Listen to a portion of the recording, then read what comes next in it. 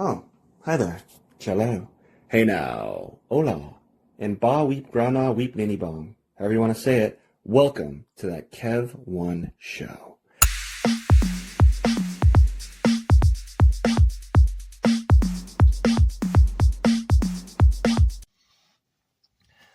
Kevinators, is it a good day to be alive on the airwaves with you? Yeah, because later tonight your ear holes will be serenaded by the one-of-a-kind band close to many of your hearts, Tiger Trap.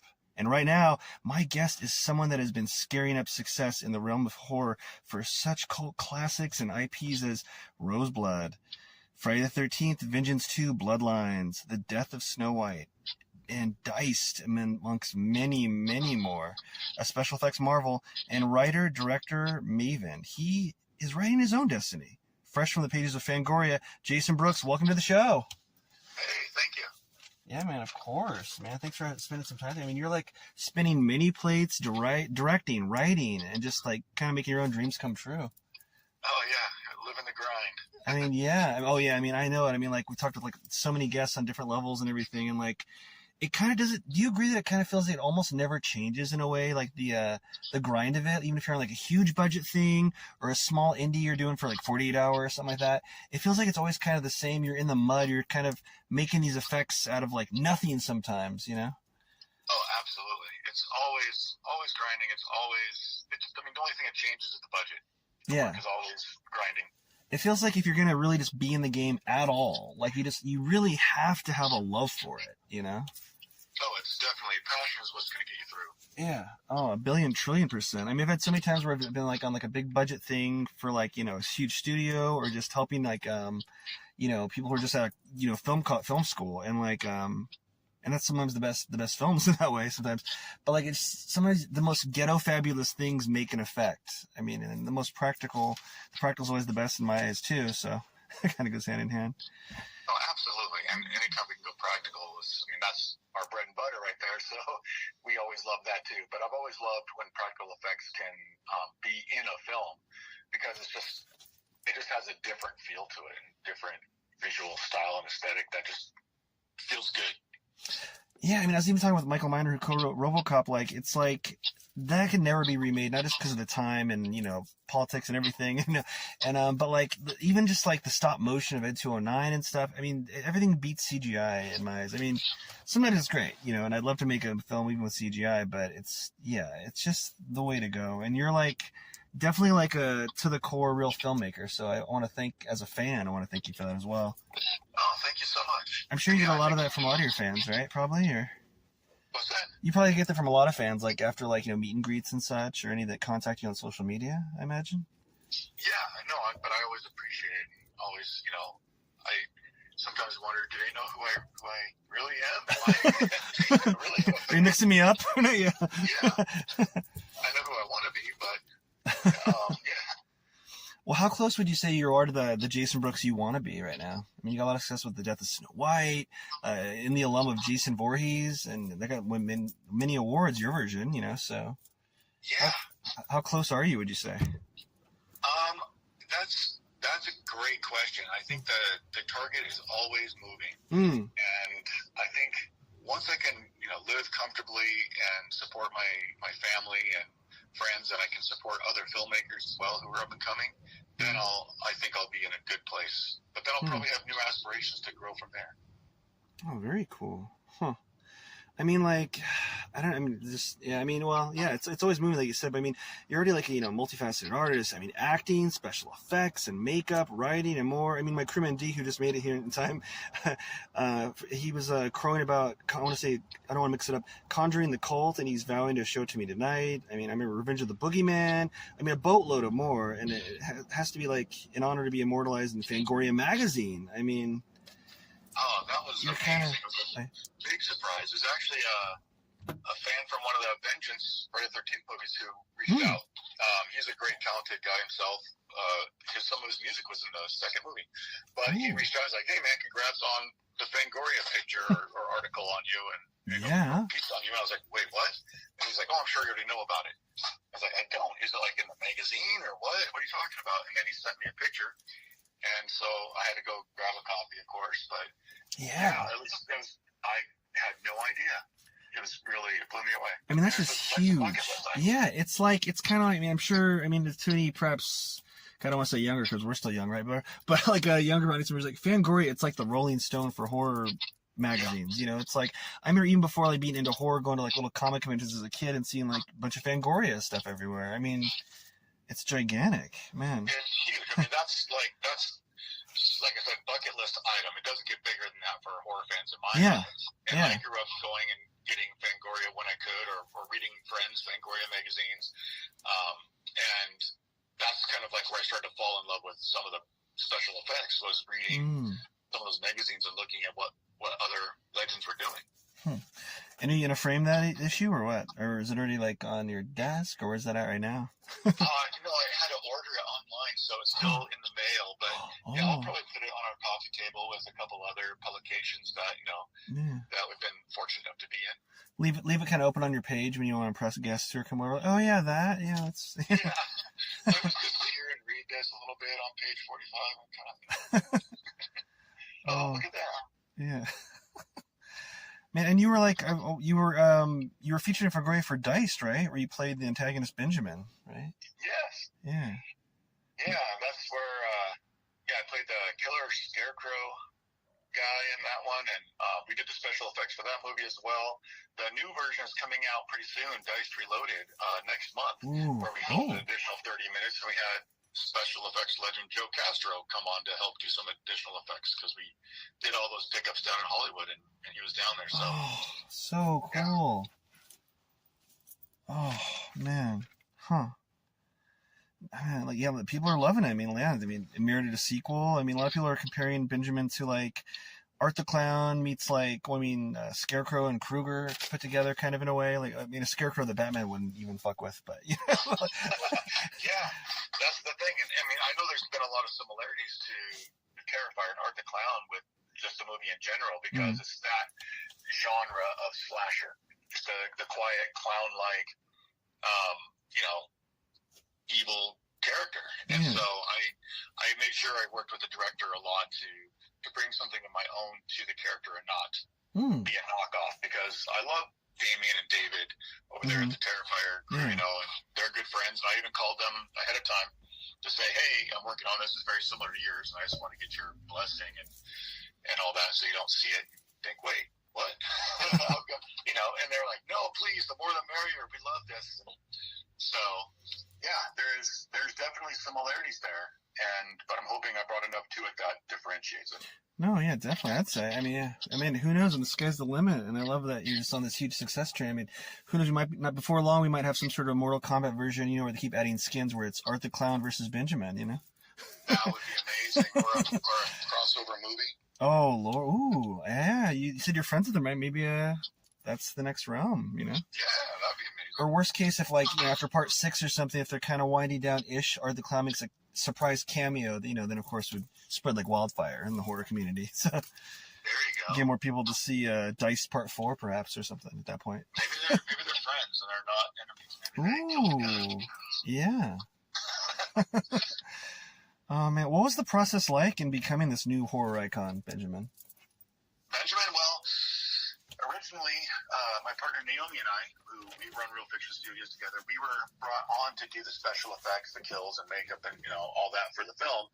And they had not cast a killer yet. And so in asking him, like, well, who's the actor is, because we're going to have to do some casting, get the prosthetics, figure out the makeup and everything. He said, well, we haven't cast. We're looking for someone who's about 6'5", 240, 250 pounds, character actor. And I'm like, well, that's me. I'm that. I can do it. And I'd love to. And then we have access to me. We can do all the tests. And so he took a look at my stuff and hired me. So I got to do it. And then it was just a lot working with Jeremy Rudd, the director, to kind of figure out what he wanted.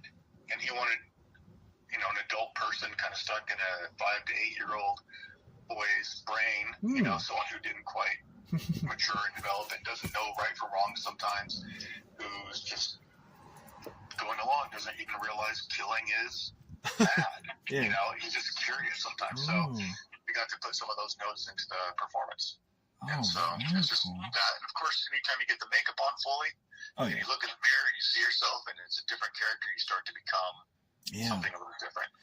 So what's your acting technique in that way? Because I know a lot of actors, like they've said, like when they kind of become the character when they're getting the makeup put on, or maybe their method and they're playing it all week, or is there a certain moment, or is there certain different checkpoints throughout your week or your day where you become more and more of the character?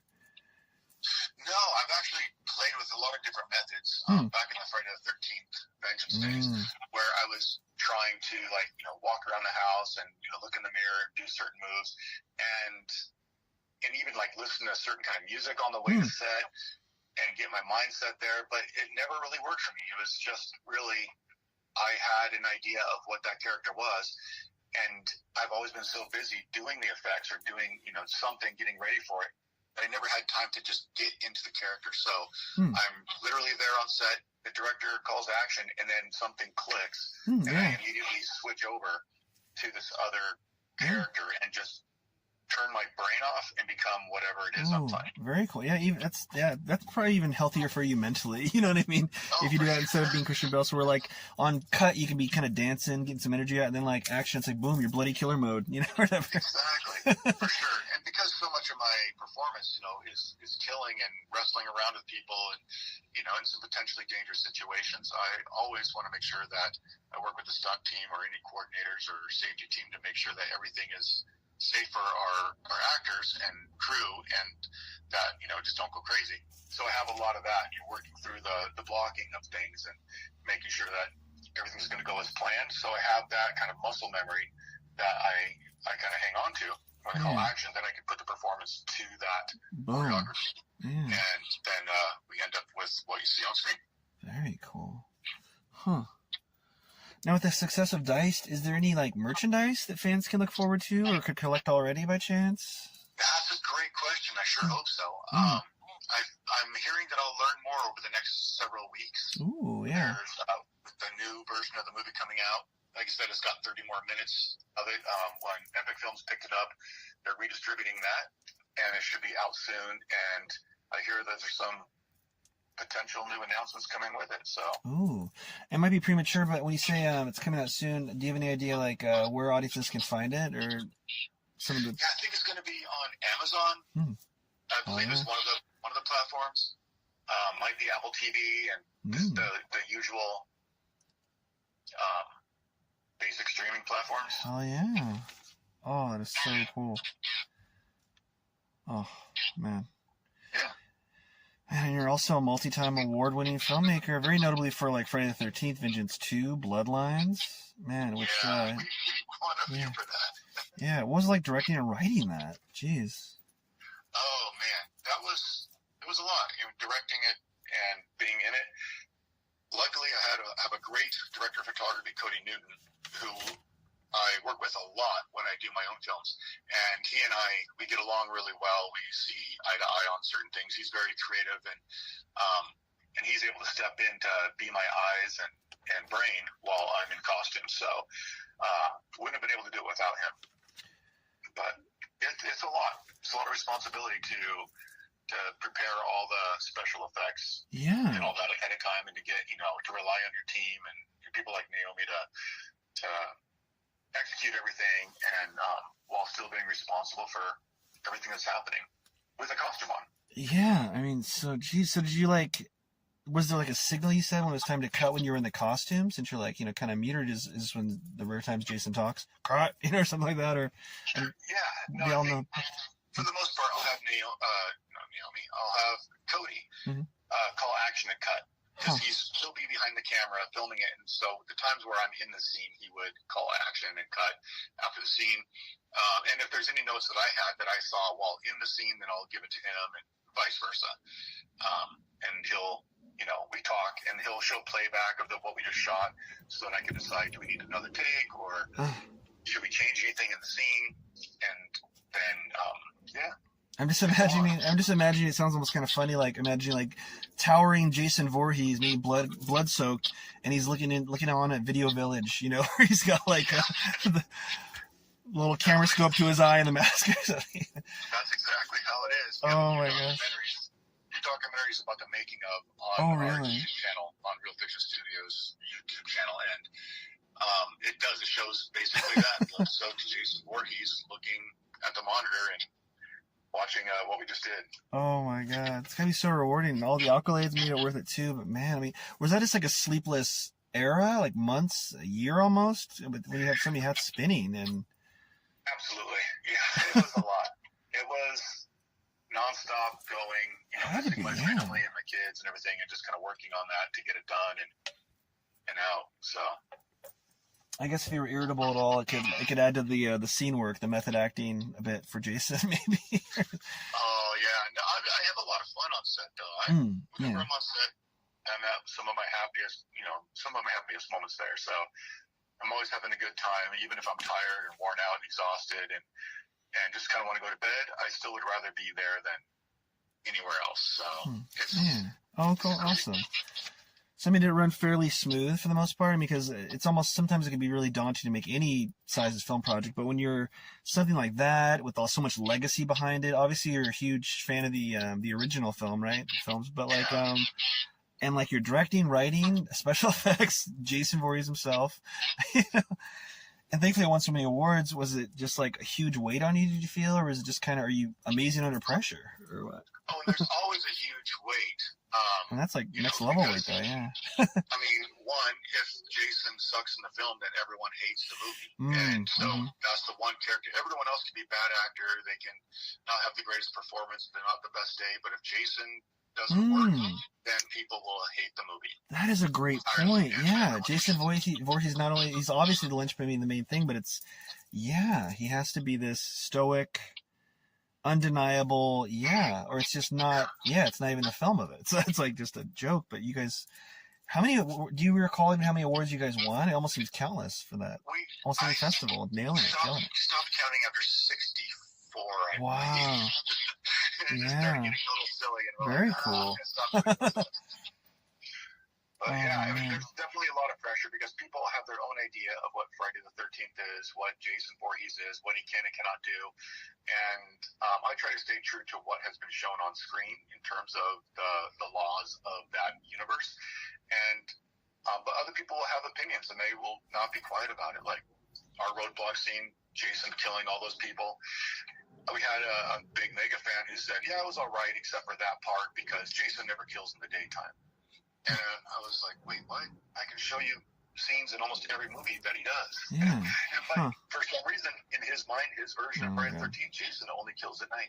Oh my God. So there's a lot of pressure because you will never make everyone happy. And playing Jason, a lot of pressure to pay homage to that character, to do it respectfully, to everyone who's played the character before, for the people who love the character in the films, and then of course, the responsibility of the story, the responsibility of getting it completed, the responsibility of all of that. Just, there's a lot.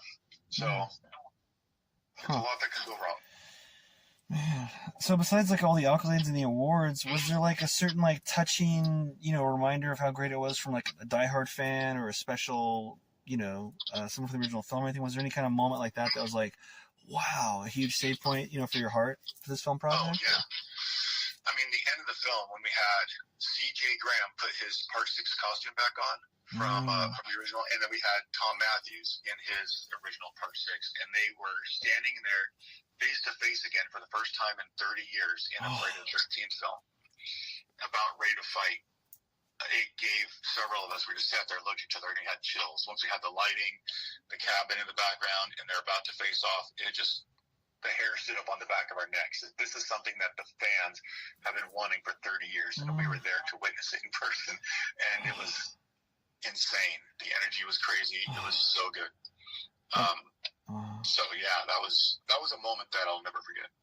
That's authentication. That's definitely like the seal of approval, Yeah.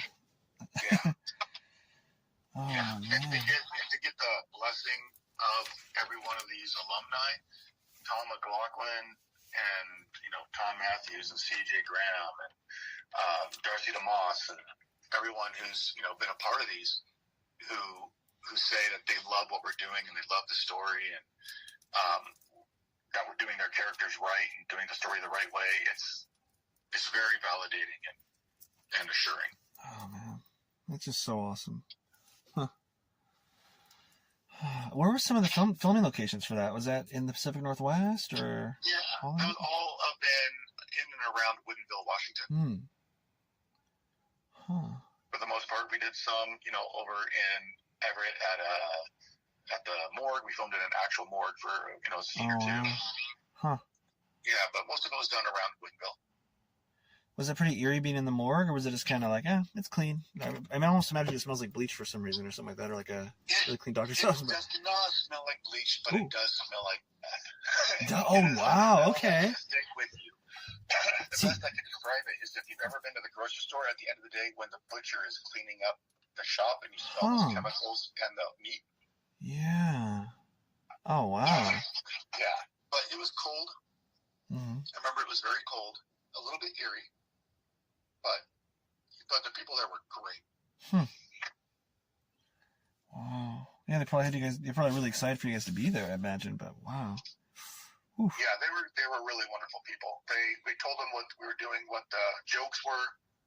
We gave them a piece of the script, and they were like, "Yeah, you have to have a sense of humor to work in this field. It's a dark field to be in." And they were the people in the background, the extras in the movie. They were the actual employees of the morgue. So. But they were all really fun, funny, wonderful, wonderful people. So in the credits, are they listed as self, or are they just listed as kind of their own actual profession, but in a movie, or what? Yeah, we put their job titles in and enlisted their names there. Oh, okay, it's one of those. Yeah, it's funny. It's always funny when you see that, when you see a character and it's almost like a borderline extra, or and it's like their name, like deli worker Todd, and you're like, played by Todd blah blah Herman. You're like, oh, okay, I want this guy. Huh? Oh yeah, it's one of those. It's definitely. We have a few of those though. Oh man, huh? That is just so cool. I mean, and speaking of like huge, industrious, like Juggernaut Productions, I had your co-star Jonathan Holbrook on the show in the chair about your guys' critical darling, The Death of Snow White, where you played Huntsman Gunner and directed a massive world. I mean, where you're not only competing with the Snow White film coming out around the same time at the time, but where the controversial one, but you're all in with real actors, dwarves, not CGI in that case, and where you guys built a real castle for the film. I mean, geez, I mean, yeah, that was a big one for sure. Yeah, I mean, how did that come to be? Like, did you have an original love for Snow White, or did someone kind of put that idea in your head, or? Yeah, actually, I was working on another film. I was writing another one that I still plan to do in the future. Ooh. And when the executive producer called me up and he said, "Hey, you know what? My family's talking about the Snow White, and his daughter's the actress who played Snow White," and he said, we were talking about her playing Snow White in the movie, and of course she would never be in the Disney one, and not known enough, etc. Yeah. But then he was like, "But you know what? My daughter-in-law said, hey, you guys make movies. Why don't you make your own?" And so he said, "Would you want to make one?" And I said, "I don't know. Do I want to make a Snow White movie? Not really." And he's like, "Well, come on, think about it." And I said, "Well, as long as it's a horror movie. If I can make it darker, more closely related to the Grimm brothers, the way that it was originally written, it's more original, yeah, then I'll consider that." And then he said, "Well, of course, I wouldn't expect anything less than it to be very good. Yeah. And I'm like, okay. So Naomi and I locked ourselves into our office and spent about 3-4 days coming up with an outline for the movie. And at the end of it, all of a sudden, I kind of fell in love with the story idea, and I really wanted to do it. So I was excited. I took it back to the executive producer, told him what we're doing, ran it by Sanaya Lucis, who played Snow White, and said, "What do you think?" She gave her notes on what she believes Snow White should be. And, because she's like, I don't want her to be one of those girls who puts on the pants and grabs a sword, goes to the fighting montage, and becomes this all-powerful physical fighter. And like, I agree. Like, Naomi and I wanted Snow White to be victorious in a way, but fight with her kindness, fight with her brain, and be powerful in a way that's not a masculine kind of typical battle kind of way. Yeah, it's it's very cookie cutter now, and it's always like, oh, you have a heroine, she's gotta learn how to fight and kick all the guys' ass, and we didn't want that, and she didn't want that, and so we were all on the same page.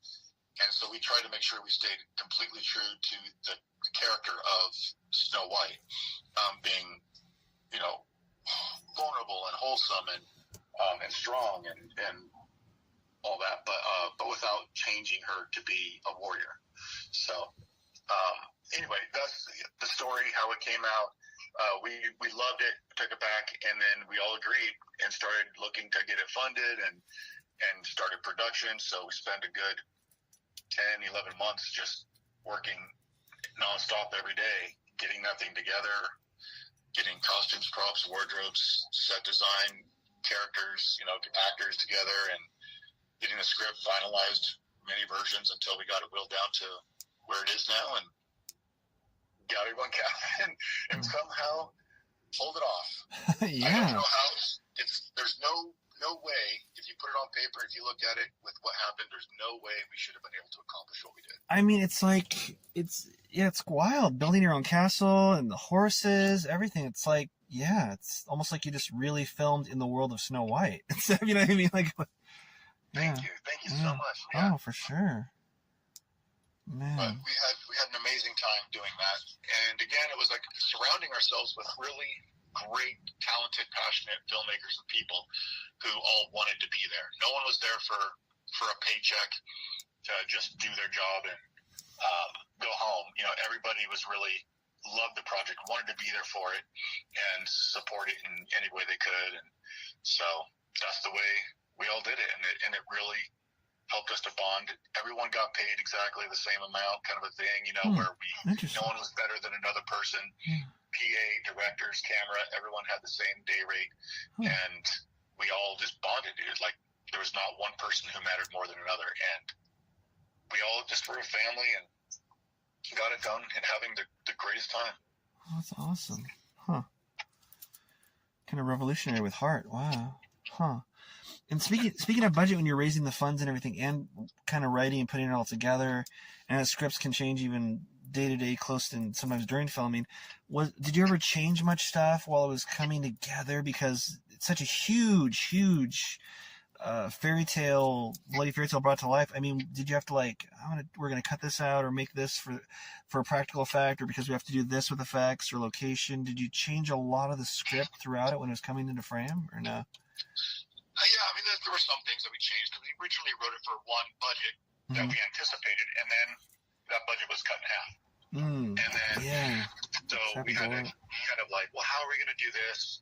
We'll have to make the set smaller, do this in one location, combine these characters, make it, we'll figure out the wardrobe so there's less wardrobe changes. So there's less wardrobe to buy because, when you have 38 named characters, 100 extras, everybody needs shirts, pants, shoes, accessories, belts, hats, whatever it is, and some of these women, they dresses and corsets and stockings and shoes. There's a lot. So, and then accessories and weapons, and it's just, the money does not stretch very far when you're building a period piece, because you can't just go down the road to the thrift store and pick up a bunch of medieval gear. It's something that you definitely have to either have someone make specialty, get artists to do it, or buy online from other artists. It's a lot. Wow. So building a world that's believable, looks like it's been lived in, it takes a lot of effort to do it with no money. And even with money, it takes a lot of effort, but with no money especially. And I think that with Brandon and Ginger on our team leading the set design, everything, they really knocked it out of the park, making our world look lived in and like it's been there, as well as many other artists who contributed. But it was fun walking onto the sets and kind of transporting into a different world. Yeah, no, definitely. And who's responsible? I'm guessing you, but who's responsible officially for making kind of the world? Like, 'cause it's such a specific look. You know what I mean? Like, did you have to turn away a lot of? Did you get a lot of free gear, for example? That this is medieval. Like, no, it's not quite right for our version. Or was there anything like that going on? Or weapons and stuff that didn't quite match? Yeah, I think Naomi and I kind of led that. We put together a lot, like especially with the wardrobe. We picked it all out and kind of designed it all, and then we'd share pictures, we'd share stuff with Brandon and Ginger and work with them on what things would look like. I did the blueprints for the castle and did some sketches and some different things to show the construction team what that would look like. And, but we had great team members who got it, who got the vision, got what we were doing, pulled it together. We worked with a lot of local Ren Fair groups and people and Seattle Knights and everything. Doug Herring, Dan, and Nate, these pirate guys, they brought a lot to the table and to the production with bringing extra props and stuff and things they have that they bring to Ren Fairs. They kind of dress everything and make it look more rich. Yeah, something like this, word of mouth is probably its own machine in promotion, right? I mean, you probably got mentioned a lot of Ren Fairs and all these people in these communities. Yeah. So, wow. And Eric Pope, who played Tiny, he's very big in the Ren Fair community. A lot of people know him, so when he put the word out too, a lot of people wanted to be a part of whatever he's a part of, because he's very well known out in the Ren Fair community. But we had a lot of volunteers, a lot of wonderful people contributing to help make our movie happen. Man, that's so cool. Any merch possibilities for the Death of Snow White? I when I keep seeing it in the images of it and stuff, it just conjures up images of like a really cool, fun pinball game. You know, like one of those. You just can't even watch people. I hope so. I mean, there's been talk about a vinyl for the score, vinyl record. Who Andrew Scott Bell, he's the one who did Winnie the Pooh, Blood and Honey, 1 and 2. Even our score. The score is phenomenal. If you haven't heard it, it's on Spotify. You guys can go check it out. But a lot of requests come in for a vinyl of that. T-shirts, posters. I've heard people ask about action figures for some of the characters. I hope there's a chance for merchandise. So I guess we'll have to see how it does online. But it's starting to steadily grow. I think the word of mouth is getting out. People are seeing it. They're seeing that it's not what they expected. A lot of people expecting a quick little IP cash grab kind of a thing. Yeah, but then they see that's really a fun movie with heart that it kind of shocks them that it's not what they expected. And so word of mouth is really helping us a lot right now. And where's the best place for audiences to see that? Amazon Prime, right? I want to say. It's on Amazon. You go to Amazon Prime, Apple TV. It's on Fandango at home, YouTube. You can buy it on YouTube or Google Play. Verizon, I think, has it on there, and Vimeo. There's a lot of places. It's pretty wild, right? Where you can, like nowadays, where you can just kind of go to like into your smart TV and just type in something. It tells you where to go. But it almost feels silly when I ask guests where the best place to catch something. It's like we're almost past. Exactly. We're almost at that point in technology where you don't even need to ask. It's good. You just go to your TV and find where it's at. Yeah. Yeah. I mean, who knows? Yeah, we get a lot of people buying it, and a lot of people renting it. And I've had a few people say, "I've rented it twice. I'm just going to buy it now." Oh, very cool. I loved it. I had to watch it again. Hell yeah. Well, yeah, it's one of those films where it's so endearing. Like you almost got to be like, you want to show your girlfriend, whoever you're with, or your friend, like, I just got to show it to you, something like that. Yeah. Exactly. Yeah. And then the practical effects. I've heard some people going back to go watch those again. Because they're all, again, practical. So everyone has their favorite kill, their favorite moment. And it's got good rewatchability, I think. A lot of people coming back saying, I keep seeing something new every time. Ooh, I love that. Yeah. Huh. That's a hallmark of like classic for sure. Yeah. Yeah, I hope so. Oh. So with all that, oh man, what were some of like your favorite like moments from the the making of the Death of Snow White that always stay with you or whatever? I'm sure there's tons, but is there a specific one kind of like or? Oh man, there were so many. I mean, seeing the dwarfs on set for the first time when they all rolled up in their costumes, that was a pretty epic moment. And you guys have real dwarfs, not like the other Snow White. No offense. Exactly. That was really fun though, seeing them come in, because it was a few days or a week into filming that they showed up, and I was so busy on set I didn't get to see them getting ready or anything, but they all came out in their costumes and ready to film. That was pretty epic. When the Evil Queen, when she came out for the first time, in her full wardrobe and costume, and seeing her performance. And then, of course, the first day working with Sanaya as Snow White. I've worked with her, a few times in other films where she kind of plays the bratty emo teen or something like that. So she's always been kind of typecast typecast as that in the past. So this is a completely different character for her. And when she came out, in the first scene, I was almost in tears. I was so happy with her performance and how she just embodied this character. I never saw her as Shania. After that, it was always Snow White on set. She was so phenomenal in my eyes. So I just loved how she transformed into that person. And also messing with Tristan, who played our prince. He's a really funny guy, and kept forgetting that I have headphones on and can hear everything because he was mic'd up. So I had a lot of fun teasing him a lot. But the whole crew was just great. I don't know. I have so many memories. I could go on a whole show just talking about fun times. Oh. Well, I mean, the more and more it keeps building, you probably will be doing it over and over. You know what I mean? The 10th anniversary, etc. By then, we'll have pop figures of Benjamin and a bunch of the Snow White characters. Life goals. That would be amazing. Man, that's wild. I mean, you're probably going to have people dressed like you for Halloween soon.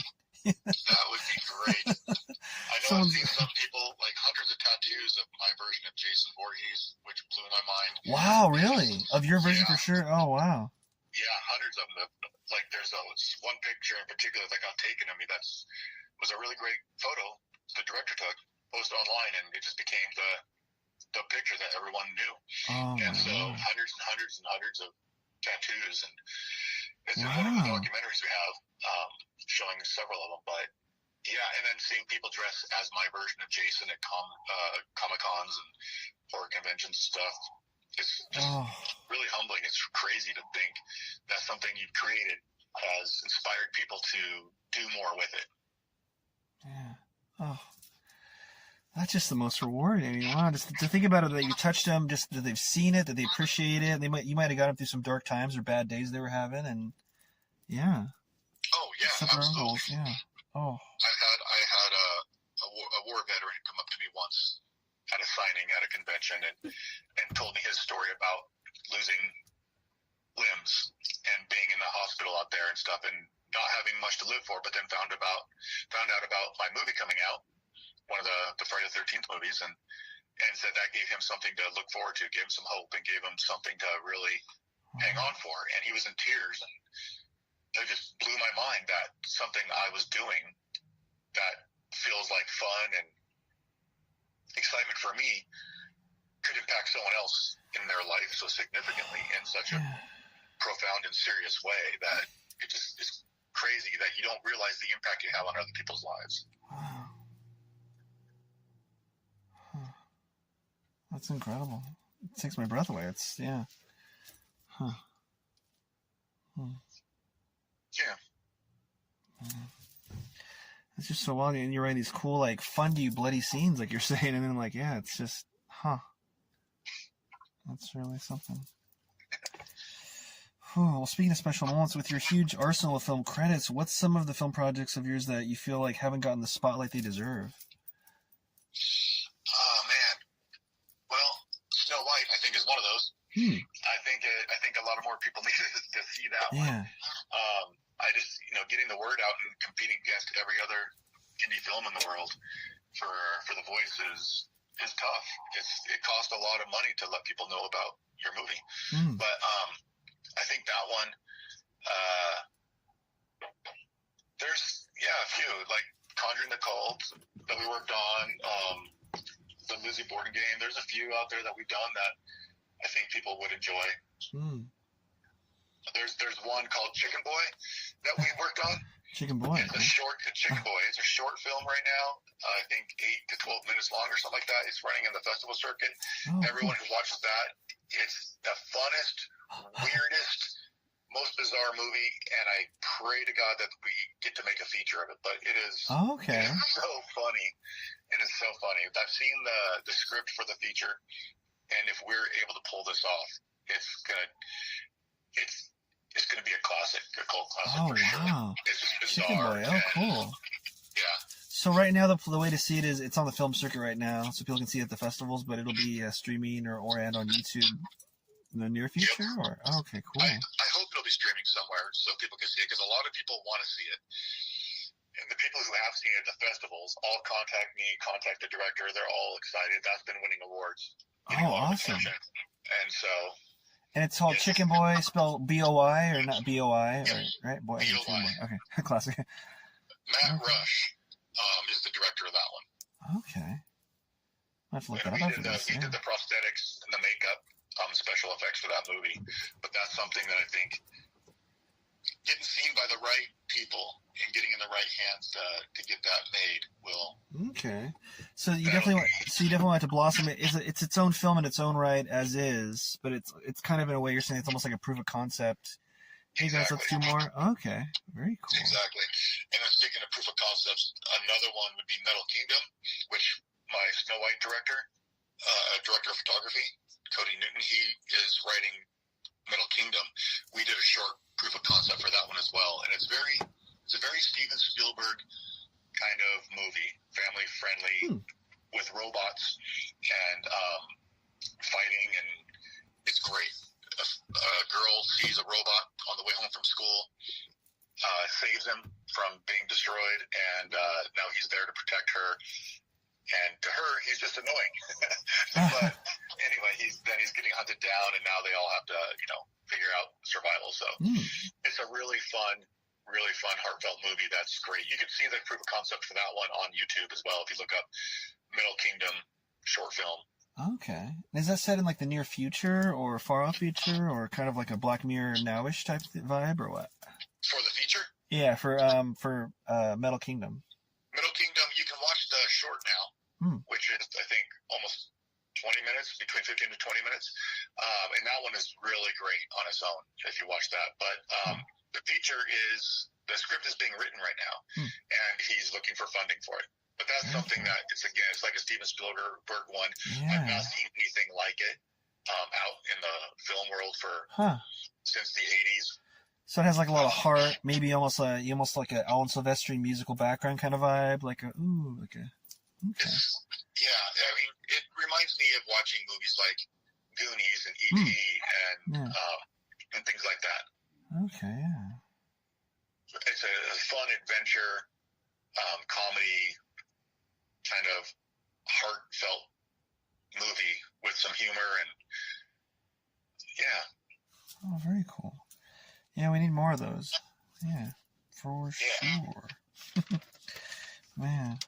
But if you check it out, leave some comments on there, or let me know what you think. Yeah. Because that's one that's close to me. I play the robot. Oh, yeah.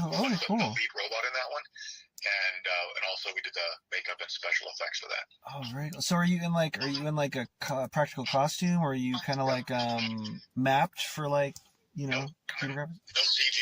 It's I'm in a practical costume that we built.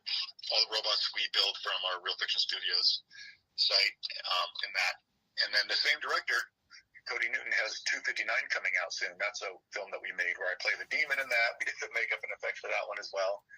It's coming out soon. Ooh, okay. I think a couple months, and that one's going to be one to keep an eye out for as well. That's more of a teen horror kind of. I wish I could. I almost don't want to describe it because I don't want to do it wrong. But Stranger Things vibe. Oh, I didn't know that's where you're going. Now you say 2:59, like a time of day, 2:59. Exactly. Oh, okay. 2:59. That's what I envisioned in my mind too. The .59. Okay, good. Like almost the witching hour. 2:59 a.m. Yeah. Ooh, it's based on. It started off. It was based on true events. So something happened to somebody. So. Really? Okay. Yeah. Huh. With wearing so many hats in the world of film and everything, what is more natural to you, or do you like best, perchance? Acting, writing, special effects, makeup, directing? Oh, I love the creature acting and acting in general. I think that's my first. But then once I'm on a set, and then I love doing the special effects and pulling that off, but once I'm on set, then I start getting the bug for directing and, trying to find, myself not giving any input and stuff, which I try to be respectful. But I love all of it. It just really depends on the project. Some projects I feel like I'd rather be behind the camera, and some I feel like this is one I really wish I was on screen. Okay. But if there's ever a creature or a mask, something like that, I'll always be like, well, how come I'm not in the mask? I could do that, yeah. What do you mean you're looking for an actor? Right? Yeah. I designed this face for me. Exactly. No, I love that. That's really fun for me, is wearing the mask and playing the creature and everything. So. Yeah, being the id.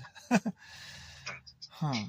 Well, if one of the questions I wanted to ask you for sure was if like money wasn't a factor and you had any like an unlimited budget, what would you be like working on? Is there like a dream IP or like an extreme idea you crave? Ooh, that's a great question. I would love. Well, for a long time, I wanted to do a Frankenstein movie. Oh, Play Frankenstein. Yeah.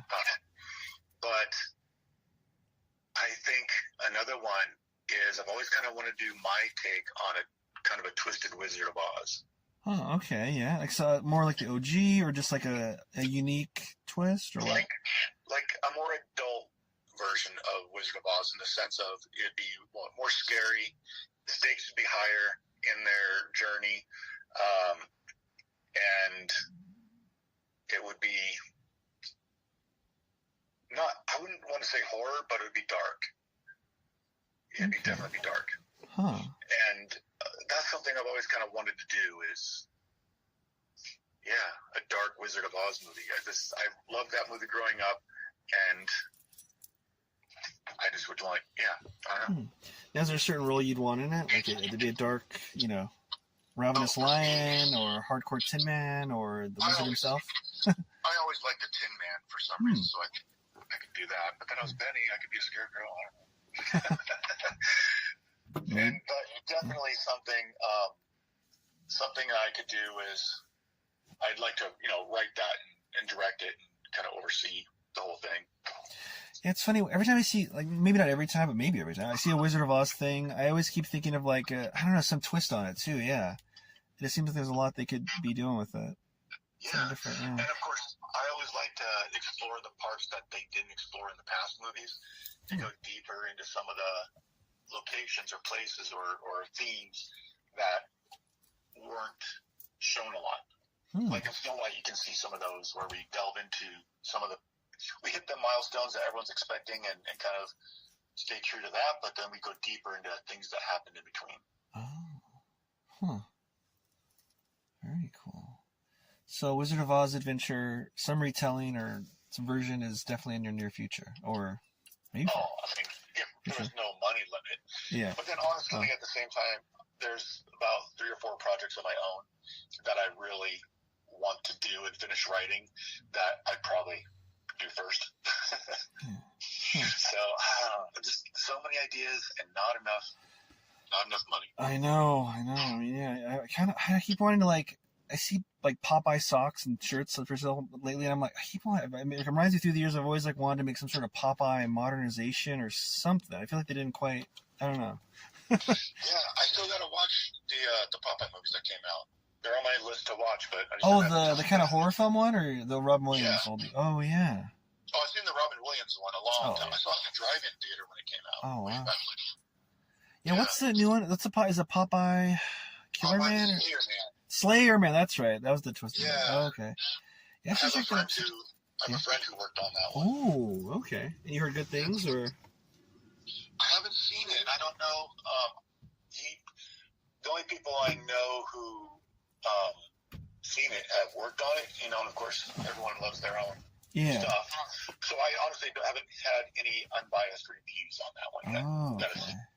Okay. So, but I'm still going to watch it because I mean, how can you not? Yeah. And then have a friend who was a producer on it. So, definitely going to give it a watch. Oh, man. Yeah, I will too.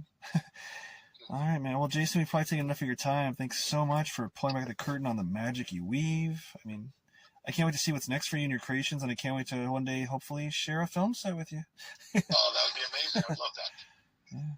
Oh, man. And thanks so much. And if you want to see anything else on what we're doing, it's realfictionstudios.com. You can find all of our socials and stuff on there. Oh, cool. And how do you spell that? How do you spell that, Cody? Just so everyone can grab it. It's REAL. And then fiction is FICTION. And studios Studios. STUDIOS.com. Real Fiction Studios. Oh, cool. Hell yeah. I'm sure. And that'll take you to that's our webpage. It'll take you to our Instagram and Facebook and YouTube and all that. So. Oh, man. Well, man, continued success, man. I can't wait for all that you bring. Thank you so much. I really appreciate you with your support and taking the time to talk to me. Oh, man, of course, man. Oh, all right, man. Thanks again, bro. You bet. Thank you. Yeah, have a killer night. You too. Bye-bye. Bye. And that was multi-talented film marvel Jason Brooks. Catch his works everywhere before they catch you. And, setting up beautiful. Get ready for... a collector's item level music experience. Almost set up. Man. Okay, a little more time. Let's see. Okay, I'll mention the Scottish Keto Guido experience is really ramping up. So for your fitness tips, protein count of the day, mustache reports, and, fit tips, fit check-ins, and more, visit the Scottish Keto Guido YouTube channel. That's Scottish Keto Guido on YouTube. With some behind-the-scenes That Kev One Show stuff context. Definitely tons of new content to book. Catch it. All right, meow. And, okay, I got the thumbs up. And now, set up noise. Yeah? Okay. Thanks to the badass fashionista and friend of the show, Jen Braun.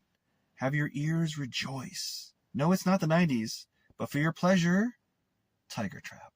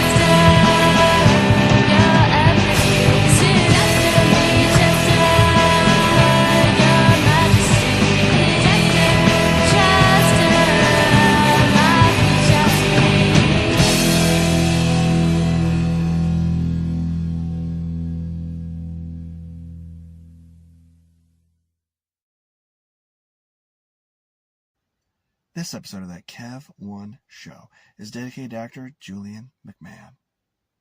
Well, friends, the theater lights have come back on overhead. Please clean up the candy wrappers you snuck in and traverse safely. See you next week. Or superfans online at patreon.com/thatkev1show. Good night.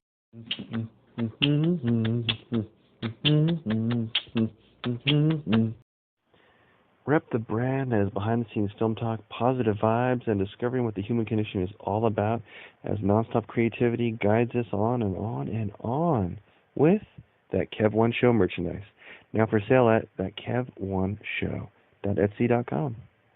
That Kev One Show, spelled of course that KEV number 1 show. Hey, you're a fan. You want to rep it. You know how to spell it. So get it today and glow with us. This portion of That Kev One Show is supported by Bohemian Dream Gifts, made with organic and natural oils that nourish and hydrate your skin. Man, I don't know if it's the weather outside or the gym that was killing my skin, because my right elbow on the, it itched like the Dickens, like I was becoming like the lizard from Marvel Comics. I think it's that machine where you put your elbow in and do the lifts, you know, for the bicep. But I was itching my skin like crazy during, well, I won't say who because I don't want them associated with rough skin, with one of our guests here in the near future here. But my right elbow was getting ashy and coming up, getting red and irritated. Anyway, I used some of the promotional cookie dough body oil from Bohemian Dream Gifts that they gave us, and my skin, I'm not kidding, came back. I can vouch for that one. The cookie dough oil body oil, the cookie dough body oil brought my skin back to life like an Evanescence song. I'm not kidding. My skin is smooth and happy again. 100%. You can buy cookie dough oil on Etsy at the Bohemian Dream Gifts shop. Check out their other stuff as well, but that's one that I swear by now. And as soon as my promotional one runs out, I'm going to order some myself. So go to Etsy and visit the Bohemian Dream Gifts shop today. What's better than your favorite talk show? Well, maybe homemade delicious food, cold beer, or a drink of your choosing in a comfortable atmosphere. Well, look no further than the Boulevard Tap House for the world-famous fish and chips, seafood, all-around delicious menu of pizza, all kinds of food, wings, steak bites, anything you can imagine when you want to watch the big game or catch some live jazz if you pick the right night. Open 7 days a week. Go to boulevardtaphouse.com right now. I like to go to their Terwilliger Curve location. That's the home location for their, not only their fish and chips, and they knew that they always used to give me Caesar chicken salad and wine. They kind of made jokes and made fun of me of that. My favorite food there now might just be the brand new Mark Kevin. That's a margarita pizza named after me.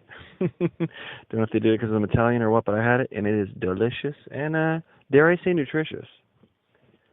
Anyway, friends, go on in, have a great time. When you're there, you truly are family. No cap. Enjoy the Boulevard Tap House today. This portion of That Kev One Show is brought to you by Coco Burry, the action and chic athletic wear for lounging, stretching, and going to the next level for yourself. I have the olive green pair of athletic shorts that I wear on the weekends lately, so I do my version of yoga. I'm not a yoga enthusiast, but I do my stretches and my karate and taekwondo stuff that I know, especially when watching Cobra Kai and the like. So come on, guys, buy your own pair and jump in today.